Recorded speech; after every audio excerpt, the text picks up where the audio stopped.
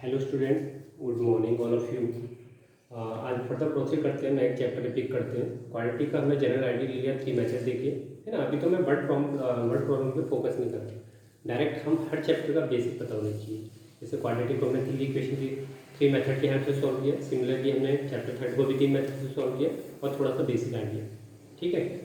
तो अब क्वालिटी यहाँ फिनिश हो गया। नया चैप्टर है 5th हमारा। चैप्टर 5th है हमारा AP, arithmetic progression. Arithmetic progression, ठीक है। ठीक है, तो अर्थमेटिक प्रोग्रेशन की बात करते हैं। होता क्या है, सबसे पहले मैं देखता हूँ, एक सीक्वेंस ले लेते हैं, ठीक है। मैंने सीरीज लिया, 3 टाइप की सीरीज होती है। आप 11th क्लास में होंगे ना, तब डिटेल में पढ़ोगे। अभी सीरीज जैसे मान लो 2, 4, 6, 8 एंड सो, ऐसी सीरीज देखिए आप गिवन। अगर मैं आपसे बोलूँगा कि इसका इससे वो बताओ, है ना, इसकी वैल्यू बताओ, तो आप रेंडमली एकदम से आंसर क्या है, 10, ऑब्वियस, ठीक है। बट एक पैटर्न है, इन पैटर्न में क्या है, सबका जो डिफरेंस है कांस्टेंट है। इन दोनों का डिफरेंस 4, 2, डिफरेंस 2 है। इनका भी डिफरेंस कितना है, 2 है ना। इनका भी डिफरेंस क्या है, 2 है। तो जैसे ही आपने 2 का डिफरेंस दिया तो आपने लॉजिक लगा लिया कि हमें 10 आ गया, ठीक है। तो जो इनका डिफरेंस है वो हमेशा कांस्टेंट होता है, उसी को हम क्या बोलते हैं, एपी, है ना। तो इसे हम एपी बोलेंगे। क्या बोलेंगे, एपी, जिसमें डिफरेंस हमेशा क्या रहता है, कांस्टेंट, है ना। डिफरेंस इसे बोलते हैं कॉमन डिफरेंस। क्या बोलते हैं, कॉमन, सबको कॉमन आ रहा है ना, हमेशा क्या रहता है, कांस्टेंट, हमेशा क्या रहता है, कांस्टेंट। जैसे 2 आ रहा है ना, तो हमें चेक करना है कि वो एपी है नहीं है। तो हम सबसे पहले क्या चेक करेंगे कि उसका जो कॉमन डिफरेंस है वो कांस्टेंट आ रहा है, नहीं आ रहा है, ठीक है। सपोज, तो ये एपी का एग्जांपल है। जैसे मैंने लिखा 3, है ना, ये 2, 4, 2, 0, -2, -4 एंड सो। तो मैं आपसे पूछूंगा इसमें डी बताओ, है ना, कि एपी है। सबसे पहले चेक करो, हमेशा फाइनल माइनस इनिशियल करते हैं। कुछ भी अगर डिफरेंस निकालते हैं, जब फिजिक्स में निकालते हैं। सपोज आपने initial speed 2 kilometre per hour की स्पीड से चलनी है, ठीक है। ये आपकी फाइनल वेलोसिटी, ये आपका ओरिजिन है। आपने 10 किलोमीटर कवर किया बी तक आने में, ये मान लीजिए, ठीक है। फिर मान लो आप आगे गए, आगे गए, आगे गए, बी गए, ठीक है। तो यहाँ तक आपने 20 किलोमीटर कवर कर लिया। ये आपका वो रेफरेंस पॉइंट है। मान लो ये होम है, ये मान लो कोई प्लेस ए है और कोई प्लेस बी है। तो मैं आपसे पूछूंगा कि प्लेस ए बी क्यों बताओ, है ना, डिस्प्लेसमेंट, है ना, 9th क्लास में पढ़ा है। तो हमेशा फाइनल माइनस इनिशियल करेंगे, 20 - 10, ऐसे थोड़ा 10 - 20 करेंगे, है ना। 10 - 20 करेंगे तो डिस्प्लेसमेंट निगेटिव आएगा, निगेटिव वाला होता है इस साइड जाना, है ना। तो हमेशा जब भी आप डिफरेंस निकालते हैं तो फाइनल माइनस इनिशियल से निकालते हैं। तो इसका ऐसे यहाँ पे फाइनल माइनस इनिशियल, सबका डिफरेंस क्या आ रहा है। अगर मैं दोनों का डिफरेंस निकालूँ 2 और 4 का, इनका डिफरेंस कितना आ रहा है, -2।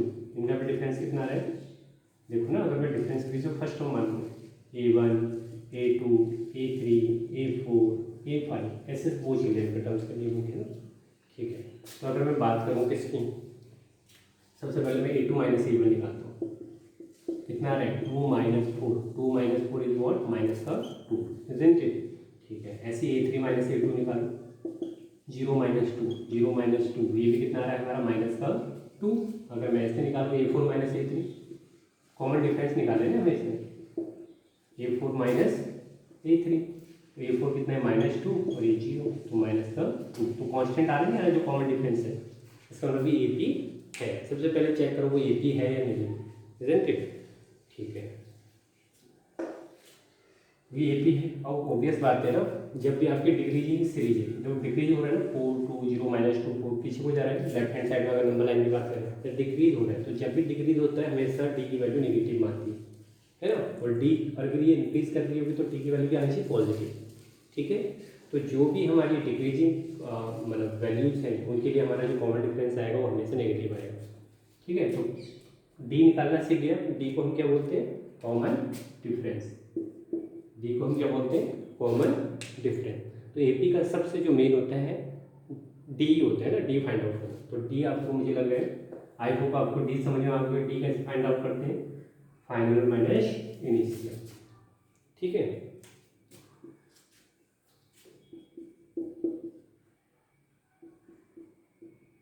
मैं पूछूंगा आपसे डी निकालो, ठीक है ना, तो आप क्या करोगे, चेक करोगे। सबसे पहले एकदम से नहीं करना है, 2-3 टर्म्स को चेक करो।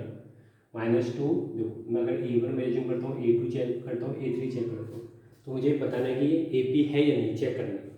तो मैं D फाइंड आउट करूँगा, D A2 माइनस A1 कितना आ रहा है हमारा, -2, माइनस है ना साइन माइनस, और ये भी -3 है, तो -2 और ये हो जाएगा +3, माइनस माइनस प्लस, तो हमारा पॉजिटिव आ रहा है।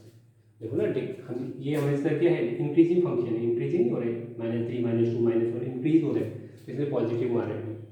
ऐसे सेकंड डी चेक करो, A3 माइनस A2 -1 माइनस -2, तो -1 +2 1 आ रहा है, नहीं आ रहा है, इसका मतलब ये हमारा AP है।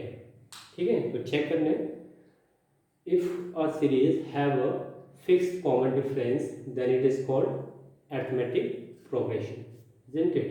ठीक, अब आता है इसमें जनरल टर्म की बात करते हैं, है ना। ये भी सबसे आपके इस चैप्टर में 2 ही फॉर्मूले और नेक्स्ट चैप्टर में उसी 2 फॉर्मूले में पूरे चैप्टर फिनिश हो जाते हैं। ठीक है, एक होता है सम का फॉर्मूला, ठीक है, और एक होता है nth का फॉर्मूला। मैं आपको फॉर्मूला डिफाइन कर देता हूँ।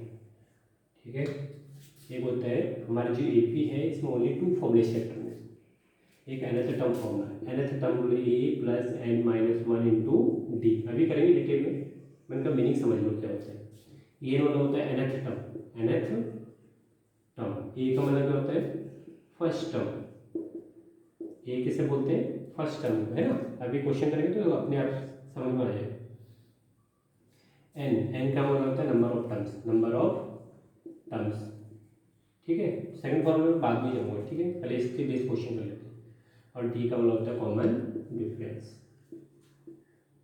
ठीक है, इजंट इट। तो सेकंड में लिख देता हूँ, पर आपको सम का फॉर्मूला, ये था nth टर्म का फॉर्मूला, इसे सम का होता है n/2 2a + n - 1 × d। ठीक है, ये फॉर्मूला अप्लाई करना है, सम का फॉर्मूला, है ना। अप्लाई करने में समझ में आ जाए। ऐसे क्या है, n क्या है, number of terms, first term, number of terms and common difference. इस पे बेस क्वेश्चन करते हैं। तो AP चेक करना आ गया कि AP है कि नहीं, अगर कॉमन डिफरेंस सेम है तो AP है, अदरवाइज नहीं है। ठीक है, एक क्वेश्चन देता हूँ, find fifth term of given AP। इन्होंने साफ साफ लिखा है, ये तो चेक करने की जरूरत थी ना।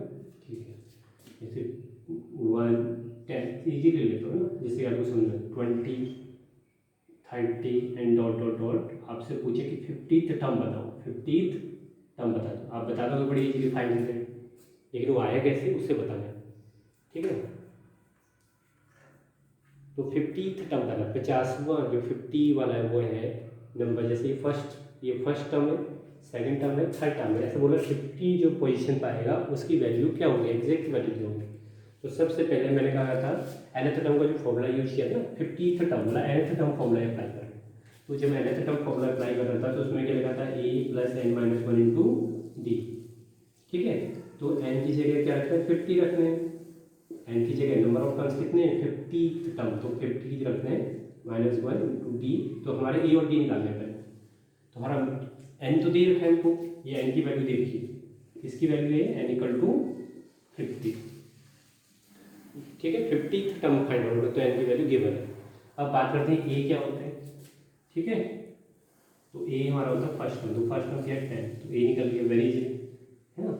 d की वैल्यू बताऊंगा तो 20 - 10 या 30 - 20, हमेशा 5 माइनस से इनिशियल करते हैं, याद रखना है ना, तो प्लस माइनस में आपको दिक्कत आएगी।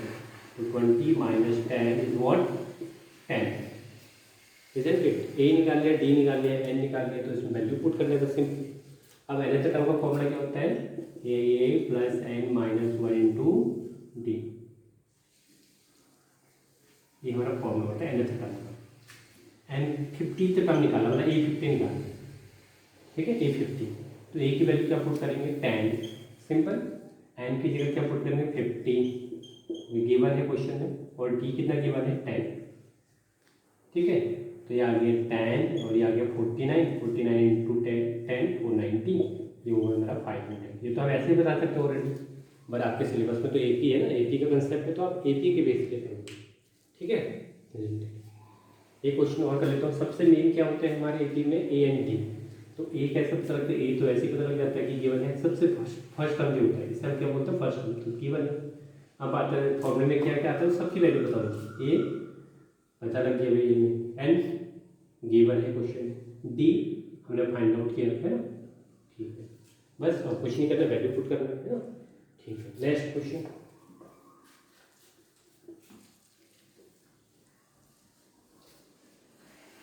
अगर मैं आपको पूछूं 100 टर्म बताओ, ठीक है, -2 0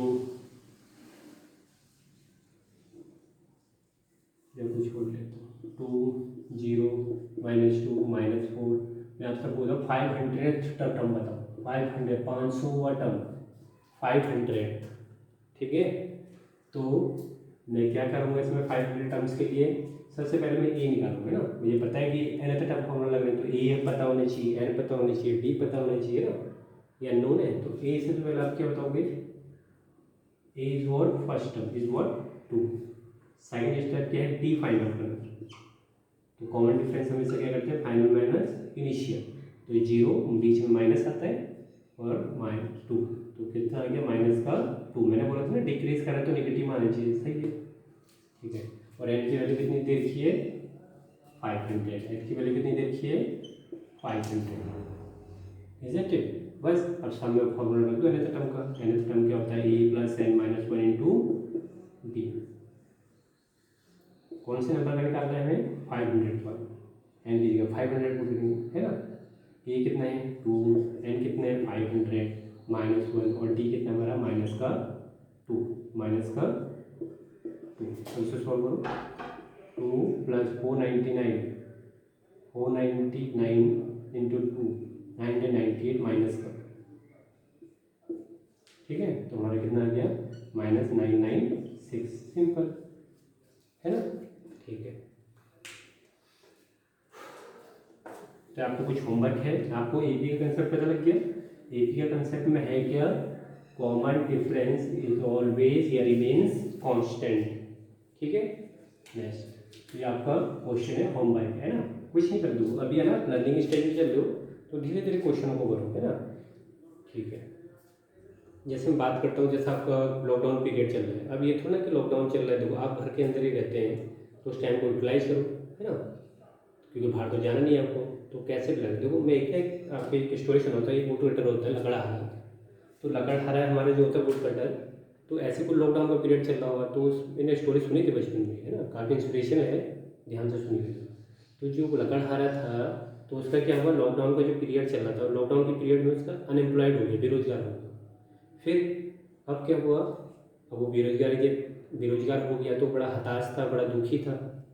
तो फिर एक सुपरवाइजर मिला उसे, मान लो कि ऐसे कोई रैंडमली कहीं जा रहा हो तो सुपरवाइजर मिल गया उसे, बोलो भी कारपेंटर था वो भी एक तरह से। तो उसने देखा यार ये लकड़हारा बड़ा मेहनती हार्ड वर्कर है, ठीक है। तो उसने क्या देखा, यार ये बड़ा मेहनती है लेकिन इसके बाद जॉब नहीं है। उसने बोला मैं अपने साथ ले चलता हूँ, ठीक है। तो उसने उसे अपने जॉब पे लगाया, है ना, लकड़हारे को। तो लकड़हारे ने क्या किया, फर्स्ट दिन जो आरी होती है ना, पहले दिन उसने 10 पेड़ काटे, है ना, हार्ड वर्कर तो था ही, हार्ड वर्किंग उसकी कैपेसिटी बहुत ज़्यादा थी। फिर सेकंड डे में उसने क्या किया, 9 पेड़ कट किए। ऐसे ऐसे उसकी पावर कम होती गई, है ना। तो क्यों होती गई पावर, अगर आप रैंडमली सोचोगे कोई बोलेगा कि यार पावर क्यों कम हुई उसकी।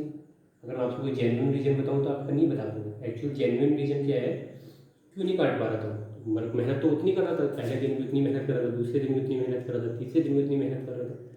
तो पहले दिन जो मेहनत कर रहा था तब उसकी जो मेन उसका रीजन भी था आरी, है ना, जो आरी का शार्पनेस होता है।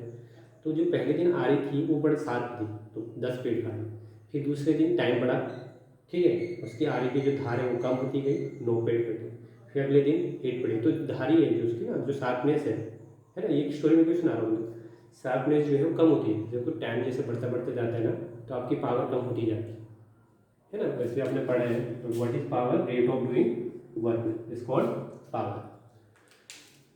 ठीक है। तो टाइम तो देखो, टाइम तो कभी घटेगा नहीं, टाइम तो हमेशा बढ़ता है, तो पावर आपकी कम होती रहेगी, है ना। तो पावर को आपको कैसे बढ़ाना है, जब आप हार्ड वर्क ज़्यादा करेंगे, बहुत ज़्यादा, तो आपकी पावर भी ऑब्वियसली बढ़ेगी। ठीक है। तो ऐसा नहीं कि लॉकडाउन का पीरियड चल रहा है आराम से मस्ती करते हैं ना, अपनी जो नॉलेज है उससे गेन करते जाएं, जिससे कि वो आपको काम ही आए आगे जाके ना। ठीक है। तो लकड़हारे की जो कंसेप्ट है उससे मैं क्या बताना चाह रहा हूँ कि लॉकडाउन का पीरियड है, ये थोड़ा ना कि आप, टाइम तो किसी लिए रुकता नहीं है, देखो अभी बुरा टाइम चल रहा है ना, पता है हम सबको ना। लेकिन इस बुरे के बाद कोई ना कोई तो ऐसा टाइम आएगा जब सही हो जाएगा, सारी कंडीशन जो सर्कमस्टांसेस हैं सब सही हो जाएंगे, है ना। तो फिर जिस बच्चे ने पहले से मेहनत की होगी और उस समय आप जब पढ़ेंगे तो दोनों में बहुत बड़ा डिफरेंस होगा। ठीक है। तो बार बार आपसे फिर बार बार अगेन अगेन रिपीट कर रहा हूँ कि थोड़ा, मैं ये नहीं कह रहा हूँ कि ज़्यादा पढ़ो, आधा घंटा पढ़ो, 1 घंटा पढ़ो, लेकिन टाइम जरूर दो। ठीक है। जो भी आपकी क्लासेस चल रही है उन पर रेगुलर ध्यान दो। Okay, thank you so much. फिर होमवर्क दिया मैंने, नहीं दिया है ना, तो मैं होमवर्क देता हूँ। फाइंड कॉमन डिफरेंस, पहला क्वेश्चन। ठीक है। सीडी मतलब कॉमन डिफरेंस।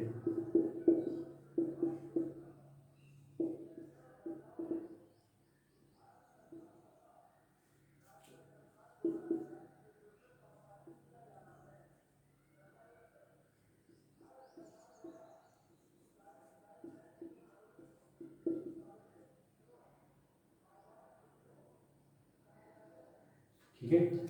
और इसी क्वेश्चन में ना, मतलब कॉमन डिफरेंस, इसी क्वेश्चन में आपको फाइंड 510th टर्म, एन की वैल्यू गिवन है, ईओडी निकालोगे क्वेश्चन से, फाइंड 112th टर्म। ठीक है। तो सिंपल है। Okay, thank you so much, till then bye, take care.